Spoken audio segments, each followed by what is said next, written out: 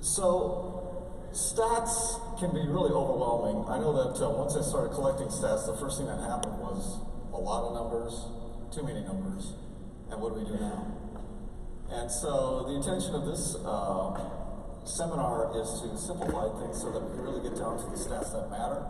And I can guarantee you that if we focus on those stats, your job will become a lot easier, and your ability to focus in on the drills and activities that you need to do to improve your team's performance will be greatly simplified. So before we kind of dive into the whole seminar, can I get a show of hands about what level you're coaching? So college coaches? Okay. High school? Any middle school folks? Club 15 to 18? And 11 to 14 or lower? Okay, so you're doing a mix of both school and club, which is not surprising. So this slide will give you everything you need to know. In fact, if you go to rotate123.com, there's a menu on that homepage that says AVCA 2019, and on that page are the slides, okay? So they'll save you from having to take a lot of notes or waiting for this set to come to you. Anyway, let me put this up here a bit so it's a little closer to my eyes. Okay, so this slide will tell you everything I'm going to do, and then after you read this, you can leave and go have a drink or something. It is an executive summary, and it does give you all the content you need to know, okay? So first thing, you need to know which stats matter. They're not on the slide, unfortunately. You need to establish performance benchmarks for your league and your level of play. And then you need to play the odds. So first, understand your style of play. Second, prioritize the touches based on your play and the touches that matter. Avoid training infrequently used skills. And then avoid reverting to the mean, which is about doing what everybody else is doing. And then from there, you have to make sure your number one enemy is time, because typically in your league, everybody's got approximately the same amount of time in the gym. After that, you want to use these statistics and plans to establish your practice plan, based on all of these factors. And then you go and play a match, take stats, make adjustments from the new data that you collected. That's it. Rinse, repeat. Okay? And please stop me anytime along the way. All right, so knowing the stats that matter. So these stats come from our database. So SoloStats app backs up its stats to our server called Web Reports. And so we've collected, right now we actually have probably more than about 1.5 million sets of data. And the part that's important is that when you come to these conventions, typically they're talking about D1 or FIDB. And a lot of us coach in the rest of the marketplace, which is juniors. Okay? And a lot of the statistics just don't add up relative to that level of play. But fortunately, we've done a correlation analysis, and you'll get all the numbers here. And in this package, you get some links into the studies that were done, and you'll see them on the next pages. But just taking a high school stat, varsity level, as kind of a straw man for the category, because it kind of represents a profile of 15s to 18s, okay, as a set of numbers. And we'll go through the factors that matter. So, ignoring side out and point scoring, the first skill thing is either aces or kills, depending on the level of play. So the higher the level, kills exceed aces because it gets harder to ace, like you see out here in the championships. The next one is on the extreme right, the downward bar, which is receive errors. Then it's followed by dig errors, and then attack errors. Okay? All right, so then the next thing you have to do is you have to establish benchmarks. So, so the question becomes, is 2.0 passing good enough? Is it good or is it bad? And the answer is, well, it depends. It depends on who you're playing. Okay? So it might be outstanding in your league, or it might not be good enough because everybody else is passing, 2, 3, and above. right? So again, it's important for you to gather the statistics, but we will give you some national benchmarks to give you a rough idea of at least where you want to be from an error standpoint. And the charts will give you a sense of like where things are going. So here's an example of charts sets that will come up right after this one. And this sample is coming from my 14U team from Northern California. We were a good, very good serving and passing team for our age bracket. We qualified for the nationals, and we qualified like the skin of our teeth into American. And we managed to secure a bronze medal in the process, and it was a surprise to me. But it was not a surprise that we were a good serving and passing team, and we beat everybody in the serve pass game all season long in Northern California and at the nationals. We were not a strong hitting team. Okay, so many teams beat us, in spite of the fact that we outpassed them. They beat us because they had way more firepower than we had. Okay? So here's the way the bar charts work within our system, which is if you stat within our system, it actually plugs you into these charts automatically, and the red bar represents my team. Now you're going to get a set of these bar charts links within this package that will be for all the different age brackets, so you can just manually look and see where do you stand relative to your kill rates or error rates or whatever the case might be in the category that you're looking at. So just as an example, right, so our season average is like, 4 aces per set. And you'll see that the left side chart is the distribution, and the right side chart is the correlation to winning and losing, okay? So the right side chart, the 50% mark, is just to the left of the red bar. And so if you're acing at 3 aces per set, you're at a 50-50 win rate in 14s. Now that number actually goes down. Like as you get to 18s, it only takes 2. So at 3, your chances of winning go up dramatically. Does this make sense? All right, so just stop me any time along the way. So this is just one of the charts. Another one are dig errors per set. 6 is what we had. And I think the break point was about 5 on the right side there, the upper right. 50-50 rate, okay? And then the receive errors per set, we were at 2, and so we're doing really well because the 50-50 point was 4 receive errors per set. Right, like I said, we were a good serve-receive team. And then here we are at 9 kills per set. The 50-50 mark appears to be about 5, so we were definitely above average relative to the national average, but we're not playing at the national average, right? You gotta remember, we're playing in the upper bracket of 14. So within the upper bracket, we were the lower half, okay? And then the next one is attack errors per set. We were at 5, and the break point is at 6. All right, so kind of conservative hitting, not trying to make too many mistakes, and playing kind of a ball control game along the way.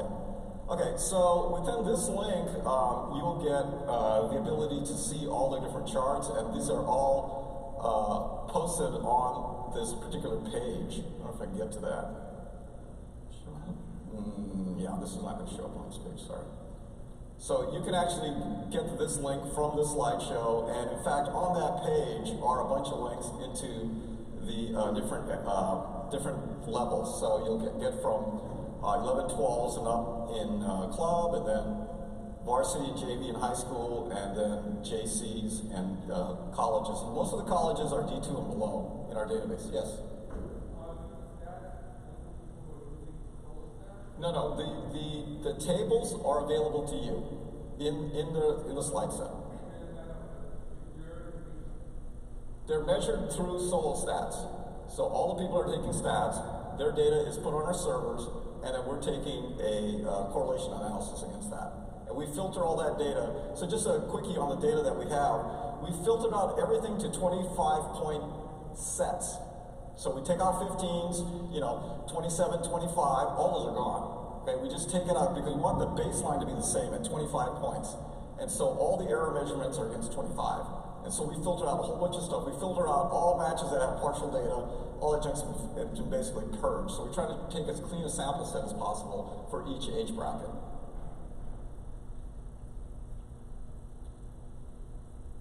Okay, so playing the odds. So one of the key things, and the better an athlete you are, and the better a volleyball player you are, the more of a problem you're going to have. Because you're going to start to remember how it was when you played, and you're going to try to drive your team to play that way, right? Because that's the vision you have in your head.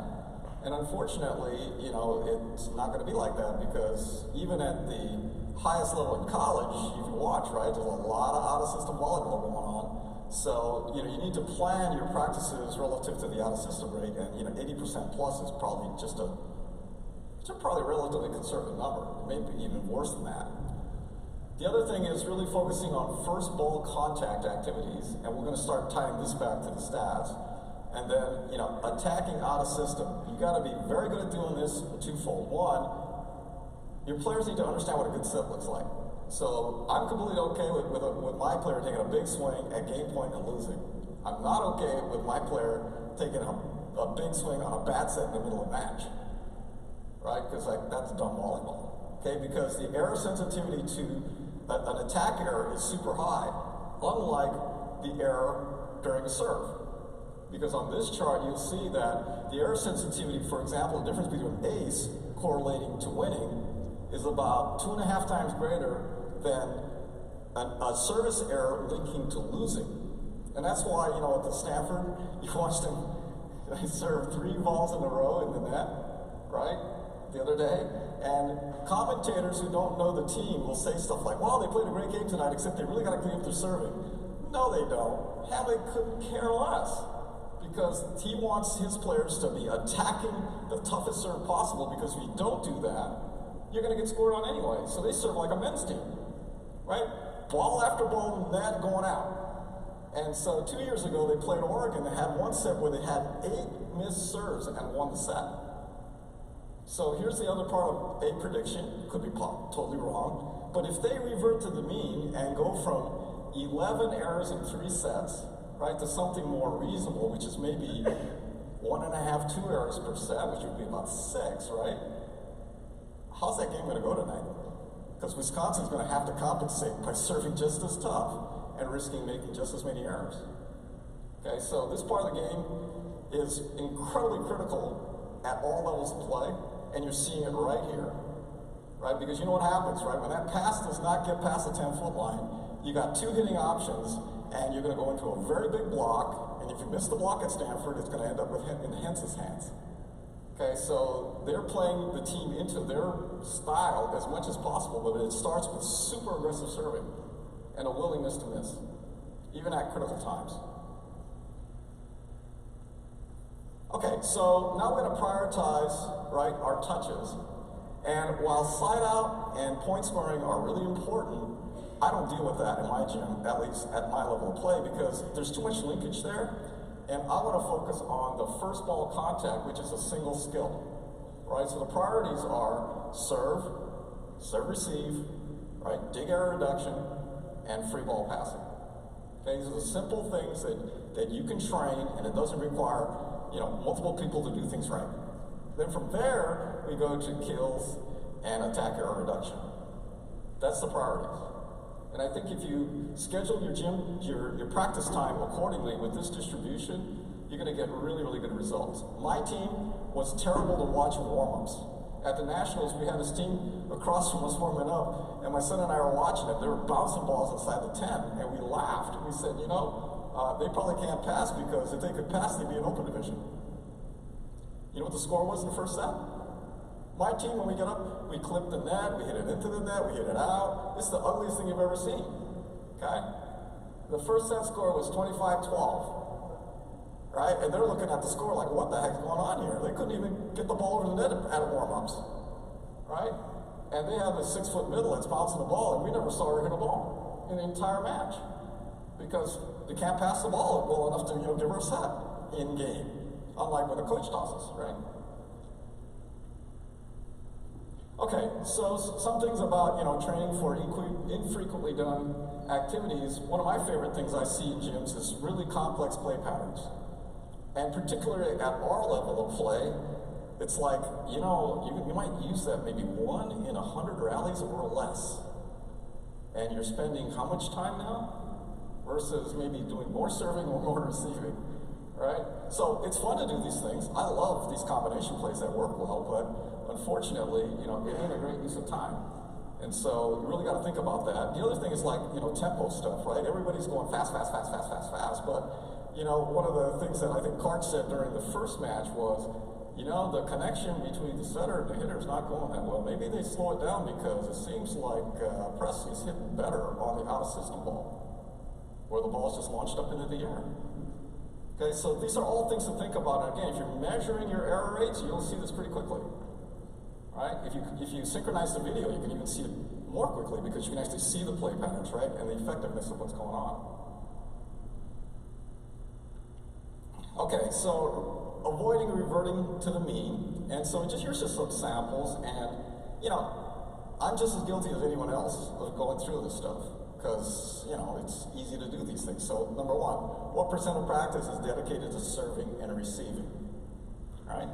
Percent of attack practice hitting over an open net. Percent of attack practice hitting from left side right into zone 5 or 6. Percent of sets in match going to the left side. Right? Drills with the coach tosses or free balls. And using the standard 6 serving zones. Okay? So this is just examples. I mean, you can pick your list, and some of these you may agree with, not agree with. It's okay. So, moving away from the ring. Serve, receive. I think early season, you got to just spend your life in this category. Really make sure that you're getting to a set of numbers that's going to make you competitive. Now, if you don't know your numbers in your league, it's going to be a little bit harder, but at least we'll give you a rough baseline. And if you think you're like above the national average, then you need to tweak your error rate so that it's lower.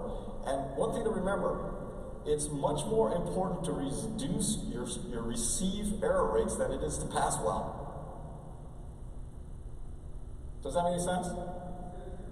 You need to reduce your receive error rates more than you need to pass well, meaning accurately. So it's more important to not have a 0 than it is to pass a 3. Okay? Because that 0 correlates directly to losing. Or the 3 pass takes a chain before you can get that ball back or score on it. Right? So the sensitivity is really high for missing a serve. So I tell my players, I don't care how you get the ball up. You can use the worst technique on earth, like this. Right? But get that ball up. Make sure it doesn't hit the floor. And never guess. If the ball's close to the edge and you don't know, pass the ball. Because you do not want to have that thing drop it and hit the end line. Okay, so my team's really geared to just going after the ball. And ugly passing is fine. Passing over the net is fine. Just don't let it hit the floor. Right? And if you get a really clean serve coming at you that you think you can control, okay, now let's pass for a 3 ball. Now, interestingly, in spite of that set of rules on my gym, they still ended up passing about 30% perfect passes, which allowed us to run our middle and helped us with our scoring because our pins weren't that powerful. Our middles weren't that powerful either, but you can paintbrush a middle hit and score. All right, the next one is open net hitting.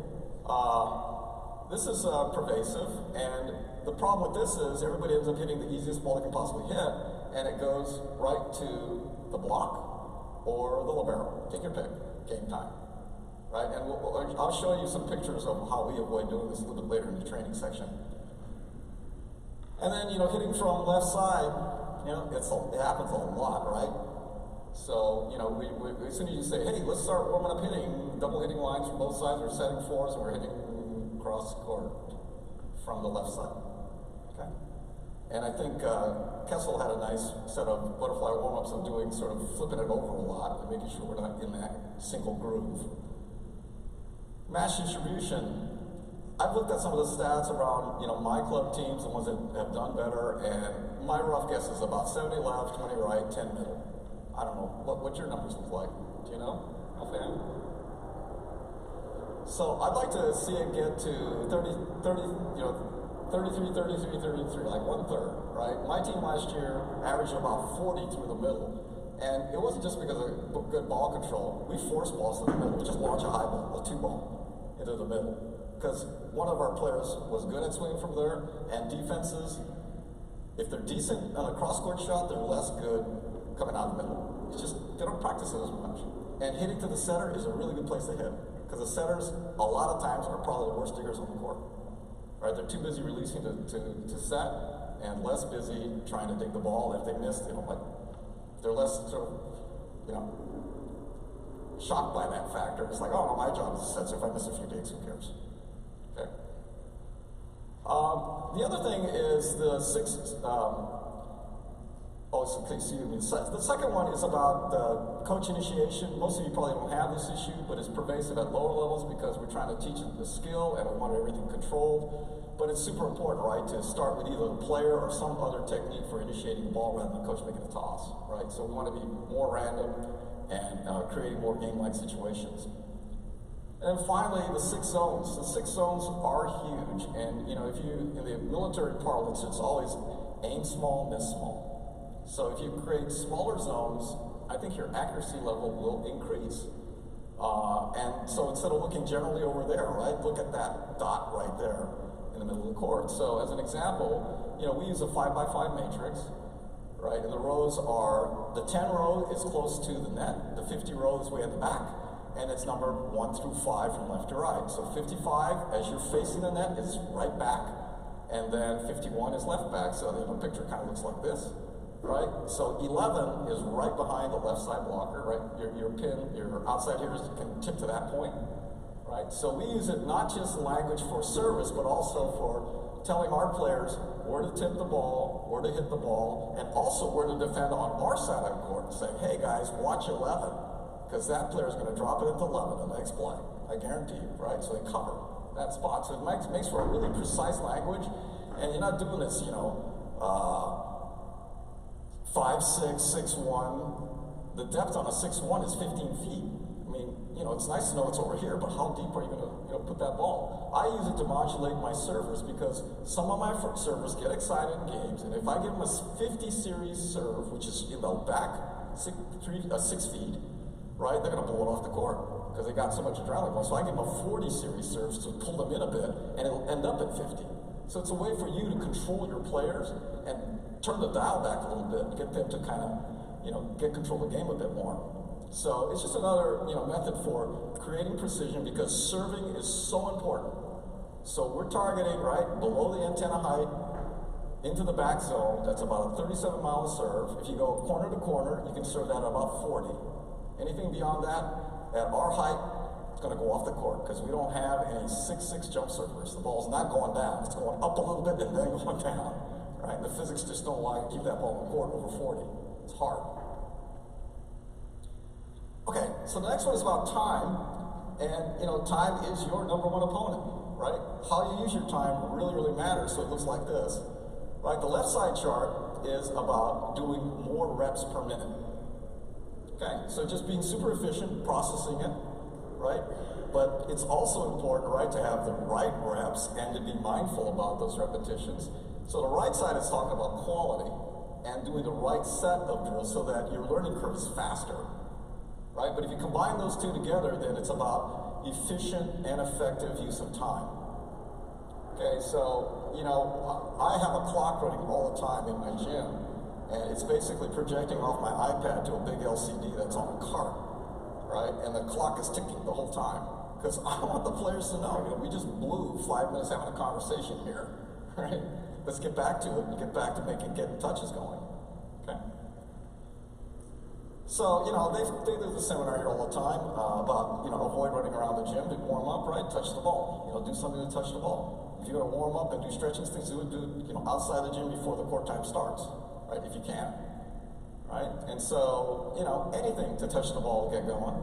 And then the other side of it is your drill structure so that you can try to avoid cueing as much as you can. Now, sometimes it's unavoidable because of the nature of the drill that you're going to have people queued up and have to wait for the next touch. But try to get everybody involved in that process. So again, you want to get a lot of quality touches, right? And then get way more into player initiation in the drills and rather than coach initiation whenever possible. And the last thing is for this junior levels of play, assign homework. This is the first thing that we did together with Art of Coaching that my group did. Was one on the right side called driveway drills, which is a derivative of the homework seminars that I've done here twice. Okay, so these are all these things you can do, at home that's going to help you get better in the gym because it's going to give you focused quality touches and getting those thousands of reps you need to get better at serving or whatever it is that you're trying to do. Okay, so practice plan. So here, here's the priority orders, and what I've added to this list, because it's such an easy thing to do, is aggressive free ball return, right? Having a plan for a free ball return, because most teams look like they don't really practice this a lot. And even some of the college teams look like they're really helping out the other side by launching these nice high balls. I mean, at least in FIVB, they do this thing where they just jack the ball up, right? Hopefully to put it in the lights, so it's like a sunball. And that has a purpose because there's no other option.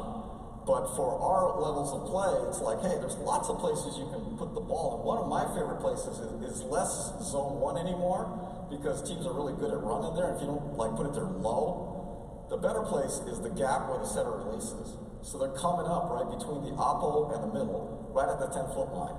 And a well-trained setter will dodge that ball. Just what you want them to do, right? Because coach said, you never touch that first ball. It's somebody else's responsibility, except that other person isn't behind her. So if she does realize that there's nobody behind her, she'll take the ball. Guess what? You win. They're out of system, right? Because the next touch is going to be from the libero. And the libero is going to be bump setting, and the bump set's going to go to somebody else. That's probably not the primary hitter.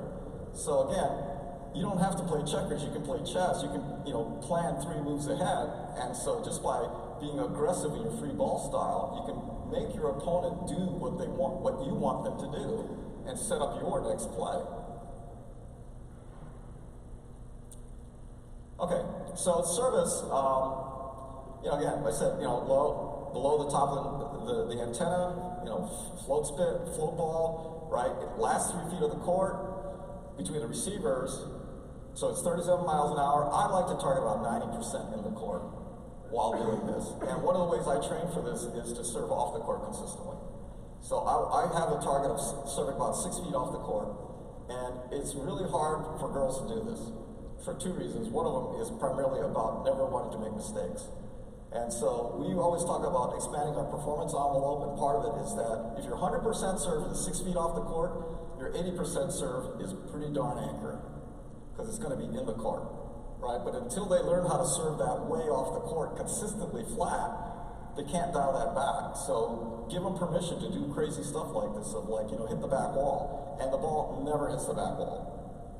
In a boys' gym, totally different. Those guys are out of control, right? Say, oh yeah, hit the back wall, let's break the window, But with the girls, it's like, no, I've been taught to be really consistent and perfect, right? And I'm gonna keep it in the court. It's really hard to do. It's like a huge mental barrier, even if they're strong. So something to kind of use as to get yourself there. And so, when we're serving between the players, right, this is a nice place to go, because this is actually a fairly conservative serve in that it's in the middle of the court, right, so you're not serving to the edges. And secondarily, you have a shot that even if the ball is out, one of the two players will stick their hand out. Okay, because they get excited and, the last ball looked like it was theirs, and so they touch the next one. Okay, so this is the grid that, we've already talked about, and that the box mark 22, right, that's your dump zone, right, for the free ball. Okay, so again, you can use all of these locations to really highlight in the red markers, like the 51, the corner shots. If you can get good at doing that, it's great, but you want to serve that corner to corner. People talk about reading as receivers reading the service and stuff. I find it doesn't really matter much. I mean, the girls can be looking right at you, and it's like, that kind of freaks people out more, knowing that the ball's coming to you, than, being able to read the location of the ball. So I think doing the Babe Ruth, I'm going to hit it over there, to the opponent might be more effective than anything else as far as getting an ace, right? So corner to corner, 40 miles an hour, and that'll allow you the opportunity to keep that ball in the court, because you've got, 7 more feet on the diagonal, something like that, right? It's huge. So receive pass rating is something that you have to look at in your league, but for myself as a global objective, wherever you're playing, whatever league you're playing in, your target should be below 20%, and if you get to 10, that's great, but getting to 10% error rate is really hard, because typically, the better you get, the better competition gets, right? Because you go up in your league, and then you face the next group, and then now all of a sudden, that's not good enough, so now they're serving harder, and we're getting to 10%, but now we're at 15. Right? But it's a great target to go after, and you really want to have, fast balls coming at them. So when we do receive stat drills in the gym, we actually have no penalty for the serving side. So we want the servers to just blast the ball and make it really, really hard for the receivers. So again, category of overspeed training, right? So that it's really, really comfortable game time because they've already seen that ball before. So you guys, I think, know all the ratings, right? So it's from 1 to 4 on the serve side, and the counter to that is 3 to 0 on the receive side. So a perfect pass 3 is a 1 serve, right? An ace serve 4 is a 0 return. Okay, and it kind of doesn't matter what these numbers mean as long as they're consistent in your gym. So when I stat, I have my assistant always be the only person that stats this, so that we have one eye. And it's whatever that number it is the number that she picks. But we don't have this variability going from coach to coach, having, like this person's a little bit more generous, this person's not as generous, and now all of a sudden the team's performance just changed. Right? That's what you don't want to have. Okay, so the actual definition of what it is less important than the consistency of the statting. And so we run a drill like this where we have it out in the open on the whiteboard, although, a stats guy, we also do it, on our phones, but out in the open is great because it completely changes the intensity. So the whiteboard, has looks like this with 10 columns, right? And each row is a player, right? And after you do 10 receive, you just add them up and move the decimal place by 1. You have a number, and you have both. Then you count the zeros and figure out how many, errors are there, right? So it's a really simple drill, right? Just serve. Coach puts up their hand, everybody runs to the board, puts the number in, okay? And so for us, the goal is to have the players start arguing with you, right? Because if they start arguing with you, what's happening? Yeah, they care, okay? You want them to care because that's about being mindful, right? In your repetitions and not standing there and just assuming, when the ball comes to me, I may pass that ball, right? This is about creating aggressiveness, right? And the other part of the rule of this thing is if a ball goes between 2 players and nobody makes a move, they both get zeros. Right? And it only takes a couple of times of doing that for people to now change their attitude and say, okay, I guess the coach is serious about this because that's greatly affecting my stats here. Okay? And so just getting into that cycle of creating the pressure to get them to really, really focus and be aggressive on getting the ball off the ground. And again, we use the same rule, which is, we're really, really much more concerned about avoiding aces than about perfect passing. Now, occasionally there'll be a serve that's right to you, that's pretty easy. We'll just put that thing up and make a perfect pass. Free ball passing, super important, and again, this is one where you can drill over and over and over, doing half butterflies where team A is fighting team B, and how many perfect passes can you get to? Like 10 perfect passes as fast as possible, right? And do this kind of competition all the time. Because it's amazing how casual people get with free ball passes, and what's the difference between a free ball pass ending up at the 10-foot line versus the 5-foot line? Right? It's 5 feet, but what is it?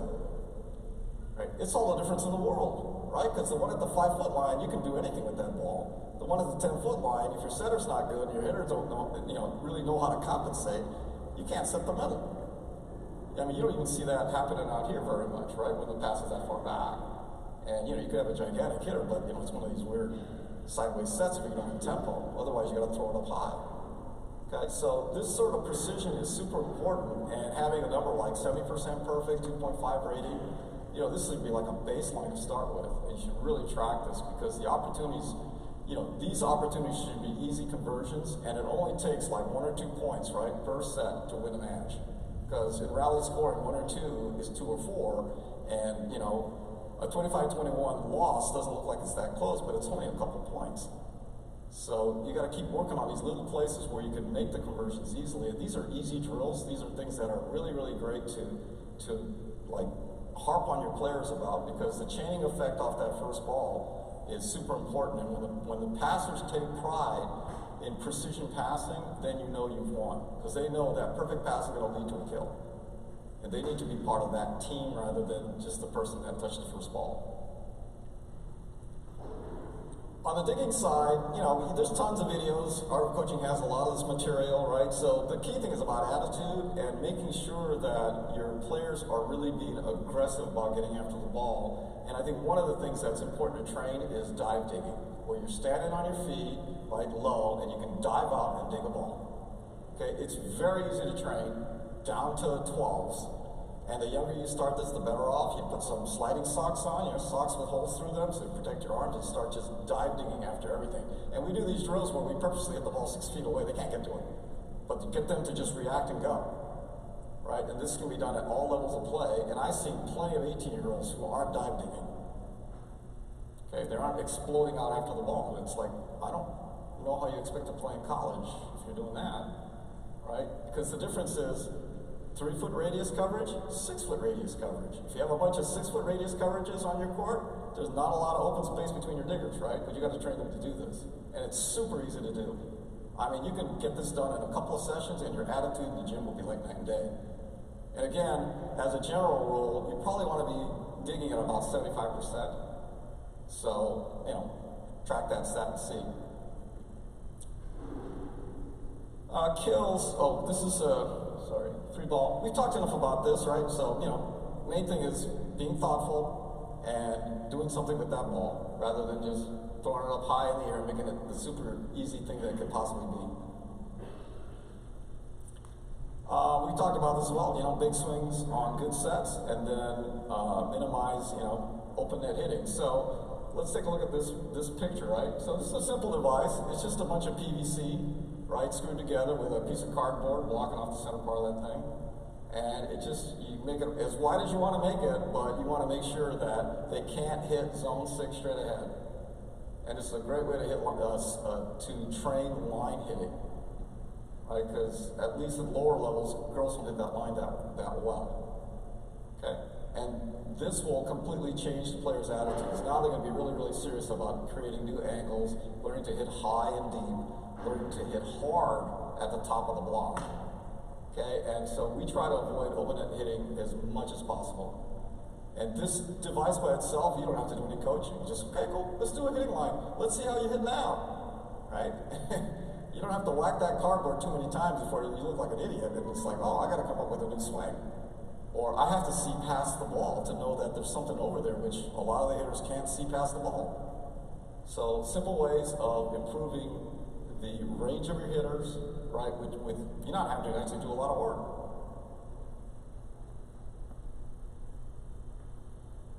The attack error reduction is just, the most important part of this is understanding what a bad set looks like and being able to keep reinforcing with your players, right, that was not a great set, you were late, whatever the case might be, do something good with that ball. And something good is not a roll shot to the middle of the court, right, which is a great free ball, to the libero or the middle back or wherever else is out there. Okay? The worst case scenario should be find the setter, give the ball to the setter directly. Right? And that'll put them out of system, and now you have the advantage. Okay? So, really simple process, and just keep reinforcing. It's hard to do because the more people in play, the more they get into reflex mode, and you got to get them out of that reflex mode into a new reflex mode, which is, bad set, I have to do this specific thing with that ball. And they need to know at that point, where the heck is the setter? Because if it's a 5-1, it gets even harder to locate them. Stat matches. So, statting matches, how many of you have enough help that you get all the stats you ever need on Earth? Good to know. Okay. So, you can incrementally get a lot of information. So, the first thing is just static serve and receive. Just those 2 stats. And it's going to be like night and day, right? Because that'll help you in a lot of different ways. And one of them is it helps the players because here's the thing, right? You can take a player that's at like 1.2 as a passer. And if they can improve by 0.1 every 2 weeks, they're going to be a pretty decent passer in a few months, right? But if you're not taking stats, they'll never know that because it's going to be like the teacher said, I'm not passing that well. That's like, you come home and you say, how well are you doing in math? And so this teacher says, I'm not doing that well in math. What the heck does that mean? Is that a C, a B minus? What is it, right? People get graded all the time. So why are we grading people here? And so it's not the coach's prerogative, right? It's not about the coaching, it's actually about the player incentive.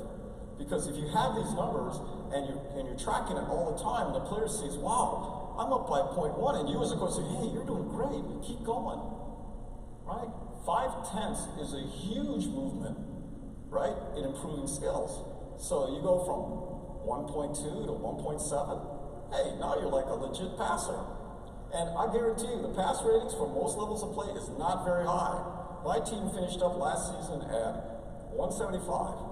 And we were the best passing team in 4 teams in Northern California. Think about it. It's not 2.0. And I guarantee you, as they get older, it's not getting that much better because the serving gets harder.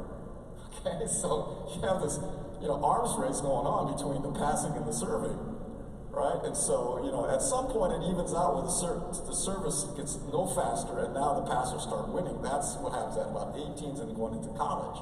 That's why the ace rate goes down so much, right, at higher levels of play, because the proficiency of picking up that ball is much higher.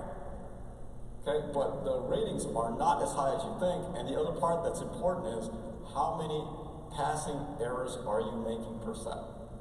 Keep track of that, because that'll tell you a lot about how much you're giving away right off the bat.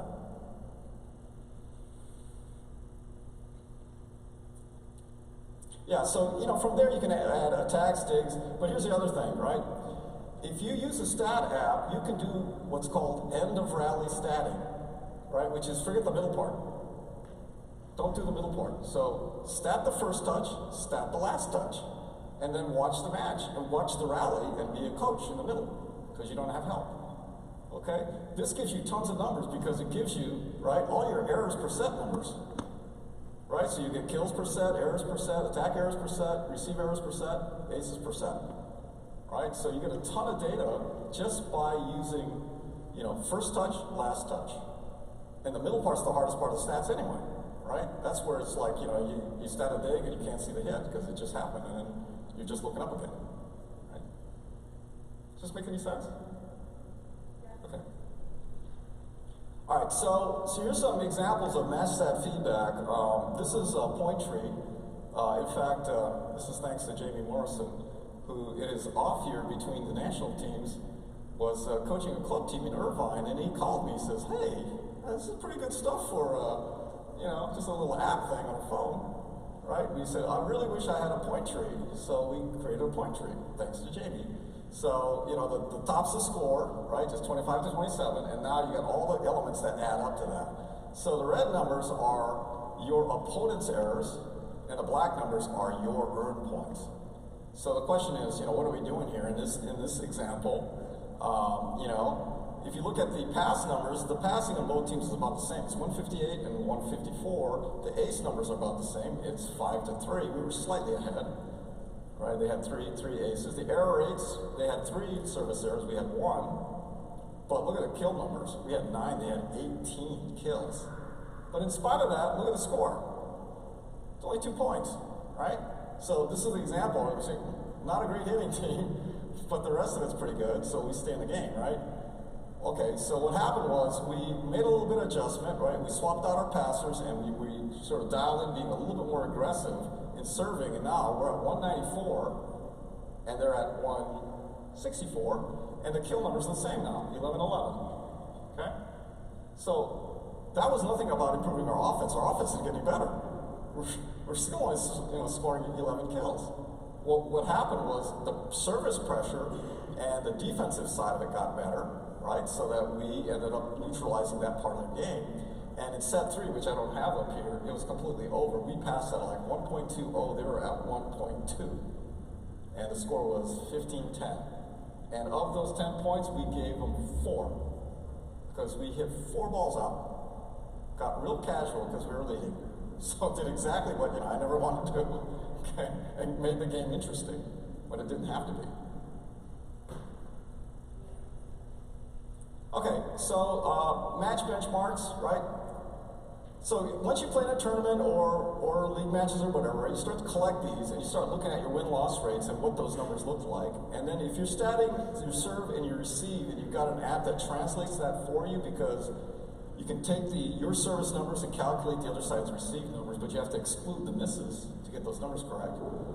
Then you have a very good idea of what the passing rough threshold looks like, and that's your target number, right, that you want to exceed to be better in your league, okay? And so you can look at your kill rates, your dig percentage, if you have these numbers, and start to dial it in.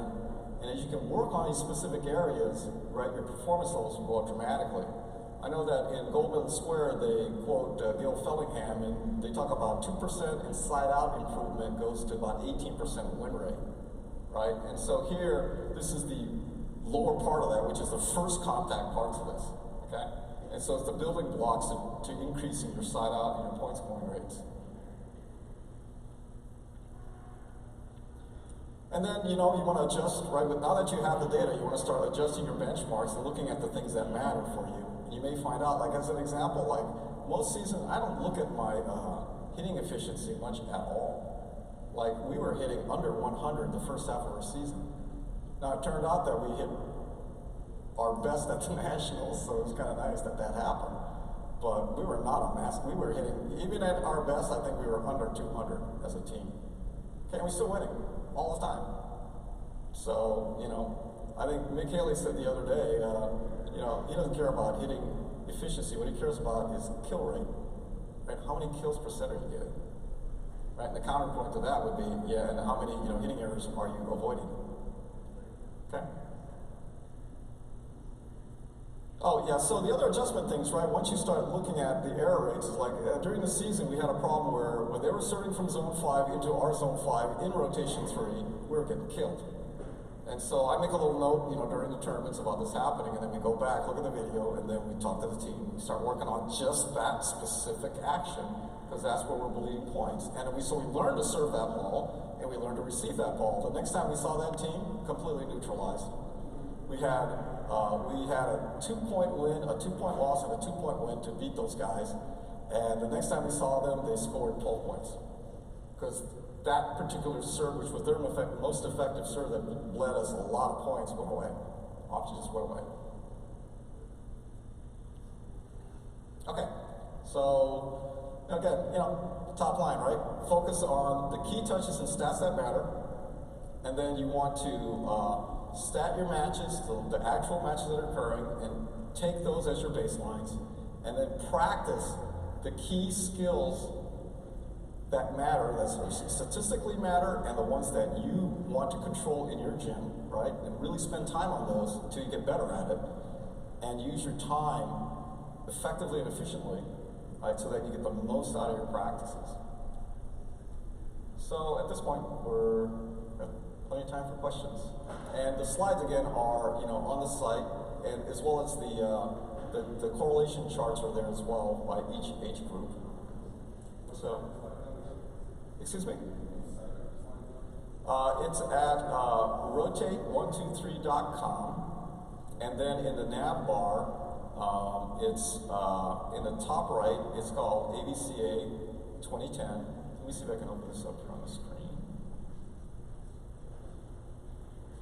Yeah, so this is the point here. It says ABCA 2010, and on this page, right, you see the slide set here, and then on the sides here, right, so we could take, for example, university, and so you'll have all the charts here, okay, by the age bracket. So it goes from university all the way down to 11, 12.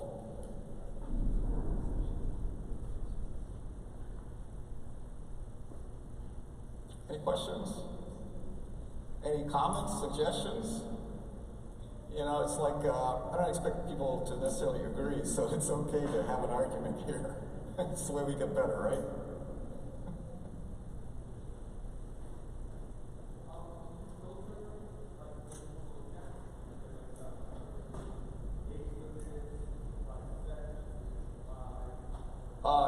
These charts are strictly by age brackets.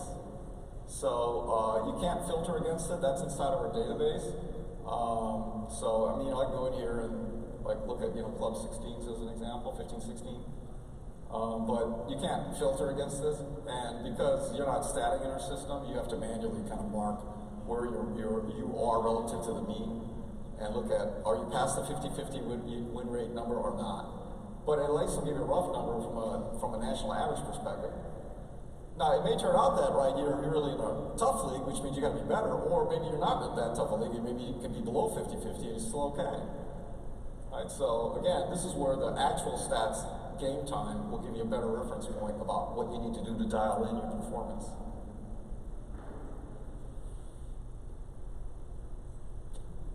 Any other questions? Okay, well, enjoy the match tonight.